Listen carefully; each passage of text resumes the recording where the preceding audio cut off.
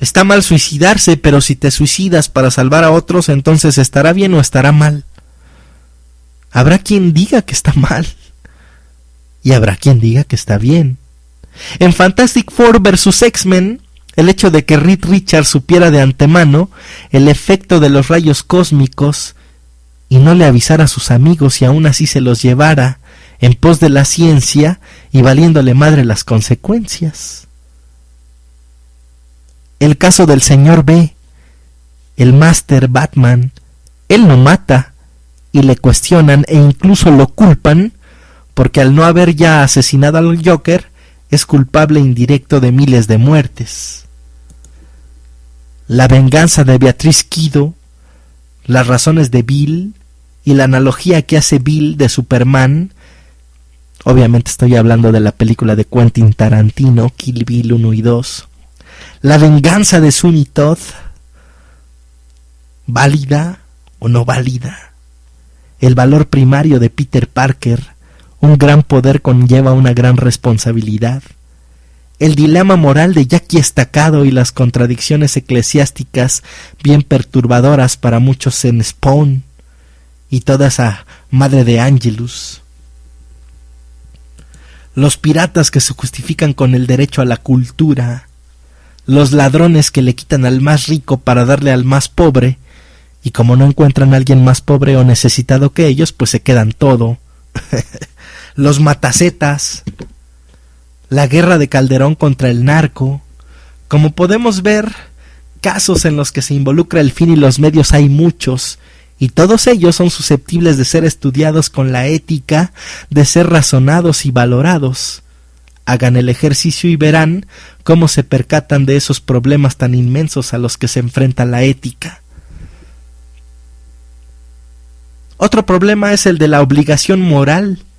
Esto está íntimamente ligado con el tema de los valores, ya que normalmente se dice que lo que se hace por obligación pierde todo mérito. En cambio, cuando se realiza por propio convencimiento, adquiere valor moral. Con esto se da a entender que la obligación moral le quita al hombre la única posibilidad de ser él mismo, de acuerdo con su propia moralidad y con su propio criterio. Por ejemplo, el Teletón. O sea, lo que se proyecta es que Televisa ayuda, ¿no? Que los empresarios ayudan. Gol por la educación. Que los empresarios ayudan y eso dices, no mames, pues sí está chingón. Pero cuando sabes que están haciendo eso por un rollo fiscal, pues entonces pierde mucho de su valor. Pero hay que aclarar también que una cosa es la obligación entendida como corrección externa y otra como la obligación basada en la presión interna que ejercen los valores en la conciencia de una persona. Esto se ejemplifica perfecto en lo impopular que es hoy Superman. Como tiene todos los poderes y es invulnerable, pues entonces qué chiste tiene que pelee por nosotros y salve el mundo, ni se arriesga nadita. Como pueden ver, también es un problema complejo que tiene la ética. El carácter científico que da fundamento a la ética, en que la ética es una ciencia, pero ¿por qué decimos que la ética es una ciencia? ¿Por qué no es una técnica? Bueno, pues para aclarar este tema, pues tenemos que definir lo que es una ciencia. La ciencia es un resultado fundamentado, un paradigma porque establece un modelo universal o patrón de comportamiento de la realidad y nos puede decir cómo se va a comportar dicha realidad. O sea que la ciencia puede predecir el comportamiento de un objeto debido a que proporciona el modelo bajo el cual actúa. Así pues, la ciencia no nos indica cómo se comporta un objeto, sino cómo debe actuar un objeto. Cuando un usuario llega y me dice, es que la aplicación funcionó mal porque me está evaluando el jitomate a 10,000 pesos. Pues esto se sale del debe y nos mete en los terrenos del análisis. Cuando nos metemos a buscar la causa nos damos cuenta que el debe sigue intacto y el error del sistema, entre comillas, se originó porque en el flujo operativo alguien dejó de hacer algo correctamente. ¿Y a ti desde dónde te persuaden? ¿Desde la ciencia o desde la creencia? Es fundamentado ya que la ética utiliza el método científico, que es el encargado de corroborar por todos los medios posibles la adecuación del modelo con la realidad. Recordemos que el modelo inicial que propone la ciencia pues es una hipótesis, y que gracias al método científico esta hipótesis, al comprobarse, en ese momento pasa de ser una hipótesis a un modelo fundamentado. En fin, el carácter científico de la ética queda fundamentado en virtud de que esta disciplina presenta un paradigma de conducta valiosa que el hombre puede realizar, debe realizar incluso. El carácter racional viene por el uso de la razón. La ética no es una ciencia experimental por eso, sino que es una ciencia racional, ya que fundamenta sus modelos éticos por medio de la razón. Esta razón nos proporciona causas, razones que justifican el porqué de la conducta realizada. ¿Sí? Pensar. La ética tiene un método, como toda ciencia, para que se tenga un profundo conocimiento de la conducta humana. Y bueno, pues tiene el método de la observación, que también es propio del método científico. La observación no solo consiste en acercarse al hecho real y ya, lo observé y ya cumplí con este paso. No mames, ni madres. Hay que observar con los sentidos para después con inteligencia sacar conclusiones válidas y valiosas que nos permitan evaluar perfectamente el dilema ético. La evaluación a partir de la percepción del acto por medio de la observación y operando la inteligencia. Todo esto, bueno, pues para emitir un juicio de valor moral, es decir, tratar de catalogar el acto observado dentro de las categorías morales previamente establecidas, estudiadas, no sé, y al final el acto puede ser reprobable, honesto, obligado, bueno, amable, recomendable, malo. Obviamente es necesario que existan parámetros de valoración moral para poder catalogar con más detalle el acto estudiado. Todos los actos, toda nuestra vida, toda nuestra cotidianeidad está llena precisamente de estos actos, y de repente no nos detenemos a analizar si éticamente algo estuvo bien o algo estuvo mal. Aquí obviamente las matrices morales, los parámetros morales de cada individuo pues varían dramáticamente, dependiendo pues de muchas cosas, de tu escala de valores, de tu postura ante la vida, de tu postura ante la injusticia, y aquí es donde la corrupción se gesta. La corrupción es una decisión que se toma precisamente en este paso. Sé que mi hijo mató o violó, pero como yo soy la ley, entonces lo paso por alto y me hago pendejo, y aquí nace la impunidad. Sé que mi hijo es un zopenco para jugar fútbol, pero sin importarme, lo meto siempre aún a costa de siempre lo meto aún y a costa de los resultados del equipo. ¿Por qué? Pues porque yo soy el entrenador. Sé que comprar piratería fomenta la delincuencia, pero aún así lo hago y argumento alguna pendejada para justificarme, pero eso sí, cuando la delincuencia se manifieste en otras formas en mi ciudad, me encabrono y le echo la culpa al gobierno y cierro calles protestando. Sé que este iPod que me están vendiendo es robado, pero me lo están dando a precio de ganga y ni modo que no lo aproveche.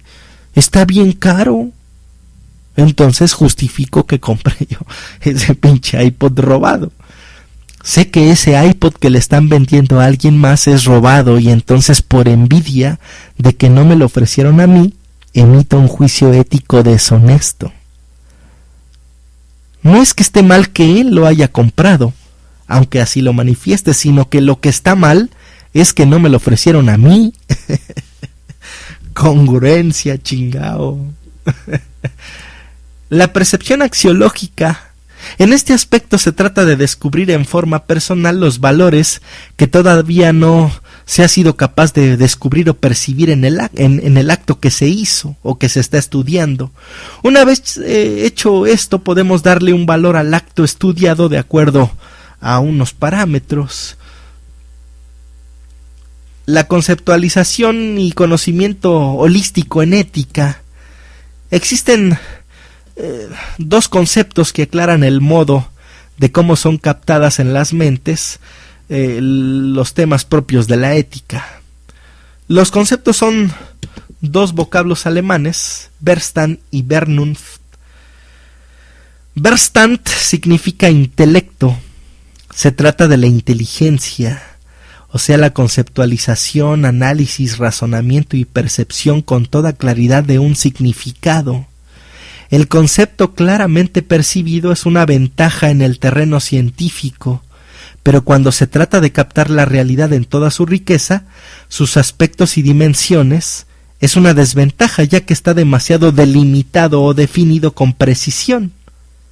Esto es que no podamos aplicar el Verstand a una obra de arte, ya que se puede hacer una descripción oral y perfecta de dicha obra, pero eso nunca va a ser suficiente para que logre atraer a nuestra mente todo lo que contiene esa obra, ya sea una novela, una obra de teatro, una pintura, una canción. Esto mismo sucede cuando se trata de captar valores morales, estéticos o intelectuales. La Verstand no puede dar el concepto de un valor, pero nunca hacernos percibir el valor en sí mismo. Y es ahí donde complementa o tiene su papel el concepto llamado Vernunft. Vernunft. Mi alemán está de la chingada, pero no me importa. Vernunft se refiere a un tipo de conocimiento totalmente opuesto al Verstand, ya al de la razón precisa y rigurosa.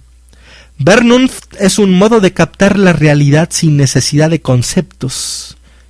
En el caso de los valores ocurre cuando ya se sabe la definición del valor, se acepta y se asimila, mas no necesariamente se puede actuar con valor. Esto es, por ejemplo, un campesino que no ha ido a la escuela. El campesino nunca ha tomado una clase de ética, pero eso no quiere decir que no sepa dentro de sus valores lo que es ser bueno, honesto, íntegro. Pudiera ser que no sepa definir con palabras esos valores, sin embargo, en algún momento los aceptó como parte de su conducta humana.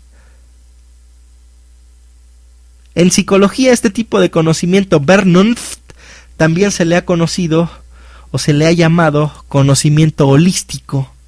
En pedagogía se le ha citado cuando se hace referencia a la síntesis, llamada en alemán Aufhebung, y consiste en unir los significados que parecían oponerse y excluirse. Por ejemplo, la tesis y la antítesis captada por medio de Verstand, o sea, de manera conceptual, se contraponen y excluyen en cambio por medio de Vernunft. Esto se fusiona en un significado unitario superior, armónico y, como ya decía, holístico. Confuso, sí, pero tiene sentido. Vuélvanle a regresar. Y bueno, hablemos un poco de los criterios de la conducta humana. A lo largo de su vida, el hombre puede utilizar una enorme variedad de criterios orientadores para elegir su conducta.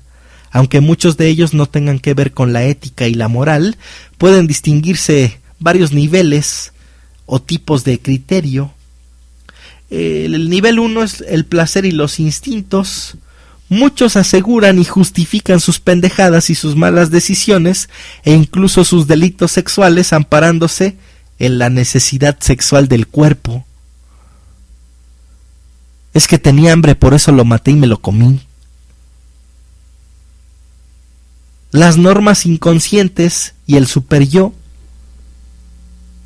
la presión social, las normas morales y civiles, los valores apreciados por sí mismo, el yo profundo.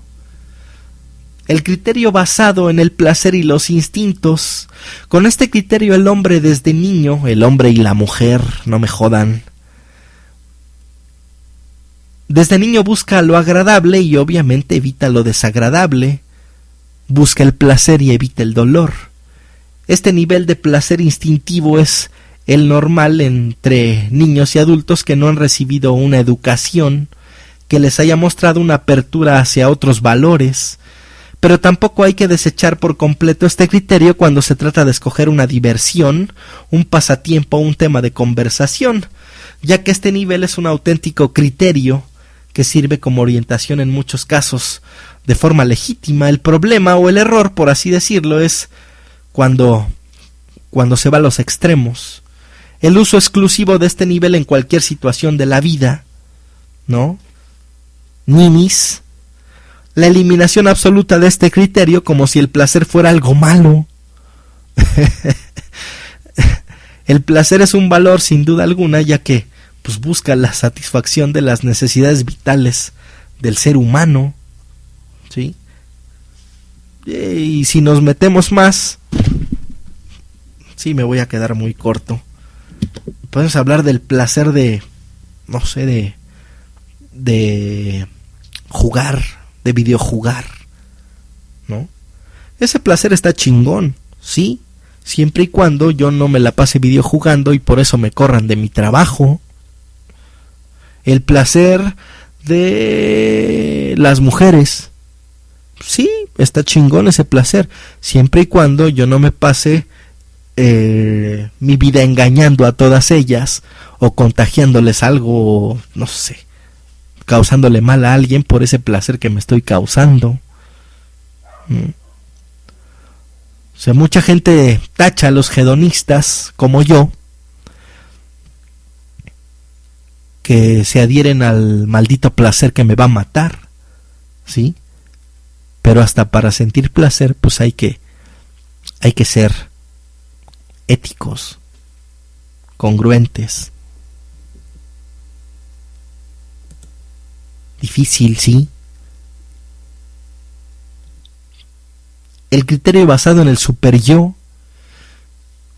Este criterio se reconoce con facilidad ya que el sujeto se deja orientar rígidamente por ciertas normas o valores que las autoridades le han inducido desde chavo. Y como son desde chavo, esas normas y valores pues forman parte de su inconsciente y por esa razón pues a lo mejor tiene un carácter culero. Por esa razón a lo mejor es un beato pendejo. Por esa razón a lo mejor es un cuadrado estúpido. De hecho, este tipo de criterio impide al sujeto hacer excepciones cuando se encuentra en una situación con una disyuntiva. La orientación que el sujeto experimenta pues es mecánica y ni él mismo puede saber por qué tiene que actuar por necesidad en determinado sentido o dirección. Y aquí pues se da un cierto conflicto, ¿no? Paradigmas que nos impiden crecer, cambiar o evolucionar. El superyo está tan mal construido que romper paradigmas a todas luces autodestructivos que nos pueden sembrar culpabilidad o que nos impiden ser felices o que nos condenan, no sé, ese tipo de cosas. Los tres niveles o criterios mencionados son los que se podrían llamar básicos. Lo que se explicarán estos básicos son, digamos que los más comunes, ¿no? Luego sigue el criterio basado en la presión social, que reside en la absorción de todas las normas y valores que el medio ambiente, el ecosistema mediático y la sociedad influyen en el individuo en forma de presión social. Es que si no te casas a los 20 ya te quedaste, mija. Es que si tu esposa trabaja entonces eres un mantenido, güey. Es que si te gustan los hombres entonces eres puto y me das asco, güey. ¿no? La guía de conducta dentro de una sociedad es la moda, la propaganda, la mercadotecnia, la manipulación mediática, las buenas costumbres. La presión social es la principal fuente que orienta y empuja la conducta de personas, sobre todo cultas, ¿no? De repente estas personas cultas pues te tratan de charolear con su cultura y te dicen no sé, lo que acabas de decir no es políticamente correcto. Entonces, en muchas ocasiones esa conducta no tiene nada de objetable, pero en muchas ocasiones la gente se pregunta si un individuo que actuó con cierta conducta lo hizo por responsabilidad o por simple inercia, y si se pudo haber actuado diferente. Normalmente si confundimos la obligación como la presión social, pero la verdadera obligación es la que da origen a méritos de carácter ético, o sea, no es la obligación que previene del exterior, sino la que tiene que venir de nuestro interior, la que uno se impone de manera autónoma y en función de los valores que hemos decidido asimilar. Es por esto que este criterio es muy generalizado y de escaso valor ético. Sin embargo, es superior a los primeros tres criterios debido a que se trata de una orientación consciente, aunque no siempre en su totalidad. Por ejemplo, una persona usa un determinado tipo de ropa, pues es lo que está viendo, está de moda, o lo que oye en la radio y en la tele de su pueblo, pero no sabe el por qué. Cuando yo anduve en el punk, conocí a decenas de punquetos rapados con cara de malotes y collares de cadenas con candados, que cuando les preguntaba sus motivaciones, nomás se reían de manera pendeja y decían, pues es de que está chido. Estos valores por imitación, pues los vemos a cada rato, los que se endrogan con iPad solo porque se han convencido, o la mercadotecnia les ha dicho que sin el iPad son unos perdedores, o que con el iPad son unos triunfadores. No mames, ahí hay una publicidad por ahí de la Ford, donde queriendo ser patriotas mexicanos metieron un tagline que dice, para que Adelita no se vaya con otro. Es decir, cómprate un auto nuevo para que no te deje la Adelita, lo cual apela a la inseguridad del disque dueño de la Adelita y pone en la categoría de interesadas y vacías a las Adelitas del mundo. Pero si no nos detenemos a razonar, entonces la publicidad hace su trabajo y ahí estamos de pendejos comprando, creyendo que con eso somos más chingones. ¿Se dan cuenta? Todo lo podemos analizar, todo. ¿Para qué lo analizamos? Bueno, pues para al final concluir y tomar una mejor decisión. En cambio, pues no se está consciente del origen de las normas y valores inculcados en su infancia, por lo cual pues puedes valer madre con esto, ¿no? Encontramos entonces defectos en los niveles anteriores, los cuales son muy rígidos y pues no se adaptan a casos particulares.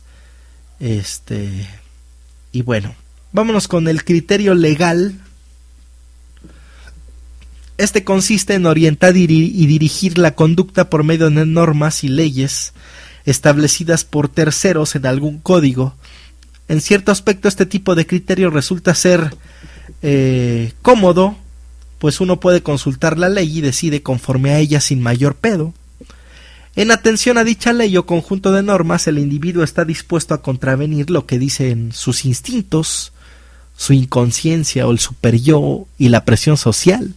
Se puede decir que al hacer esto se tiene cierta garantía del valor de su conducta. Sin embargo, el apego y la fidelidad a la ley no constituyen la esencia del valor moral.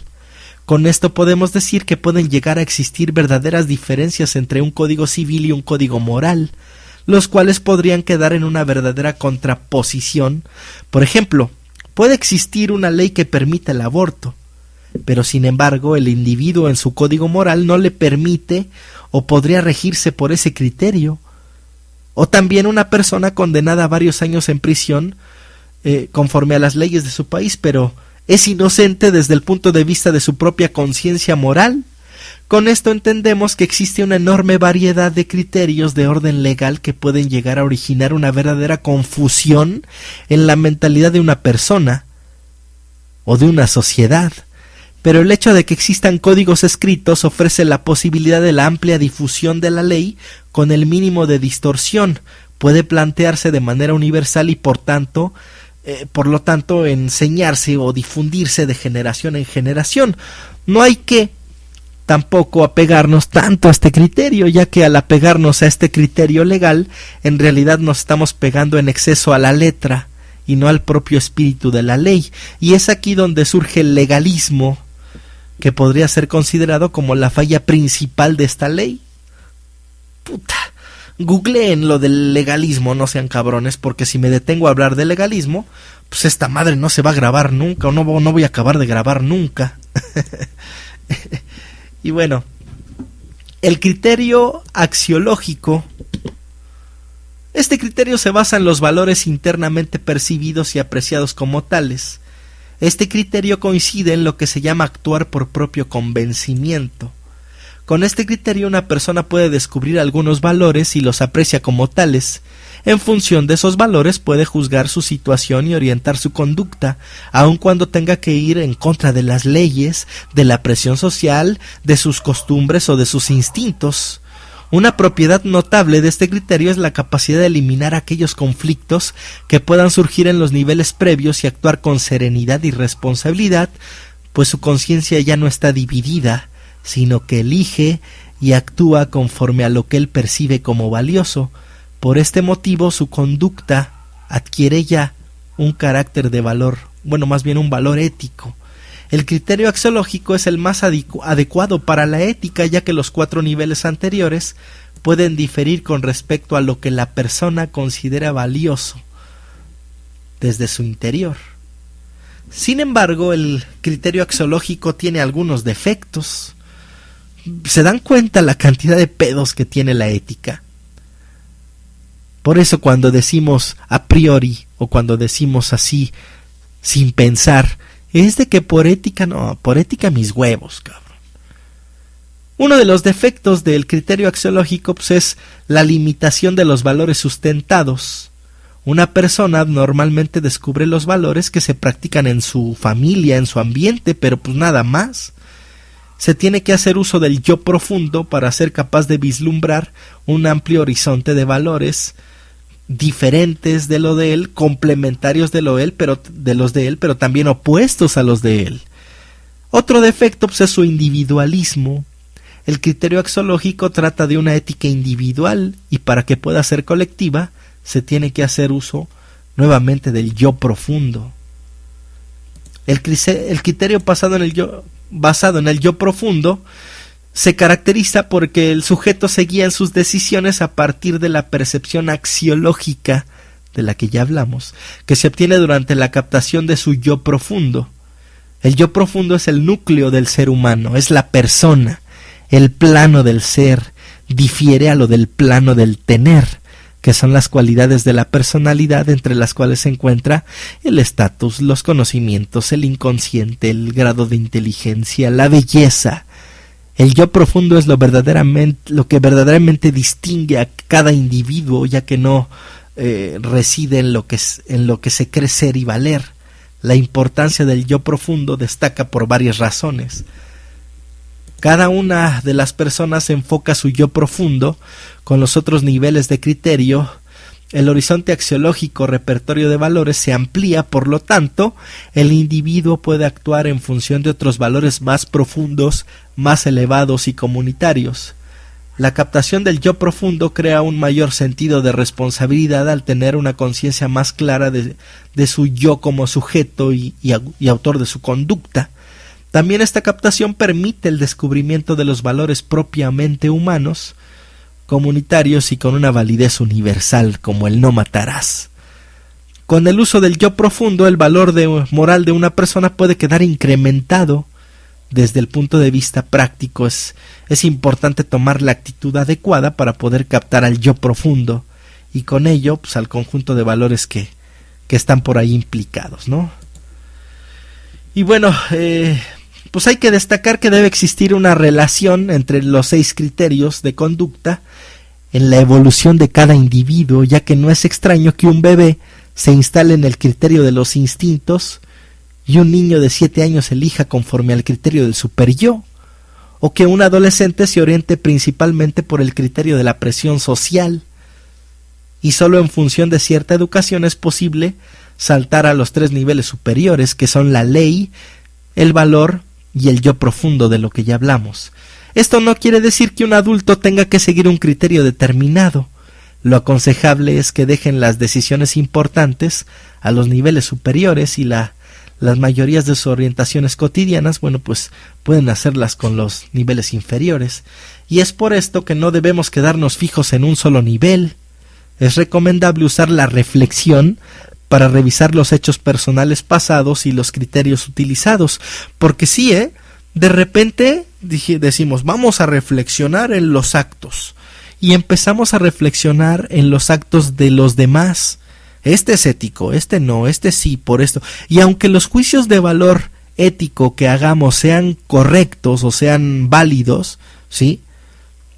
Pues no mamen, primero hay que hacer un juicio de valor sobre nuestros propios actos, ¿no? Y después de eso, bueno, pues a lo mejor podemos estudiar los demás y en algún momento podemos evolucionar. Es otro pedo. La mejor manera de alcanzar los niveles superiores, bueno, pues es la filosofía, filosofar, meditar, y pues todo eso pues podemos captar y asimilar de mejor manera todo ese tipo de cosas, ¿no? Y bueno, pues la ética se relaciona con otras disciplinas, ¿no? La ética con la psicología, bueno, pues la psicología se parece a la ética en cuanto a que estudia también los actos humanos, pero ésta los explica en el aspecto del hecho, y la ética solo se interesa en las normas de derecho de ese acto. Ya expliqué eso. Es decir, la psicología solo estudia el acto como objeto material, el por qué ocurre.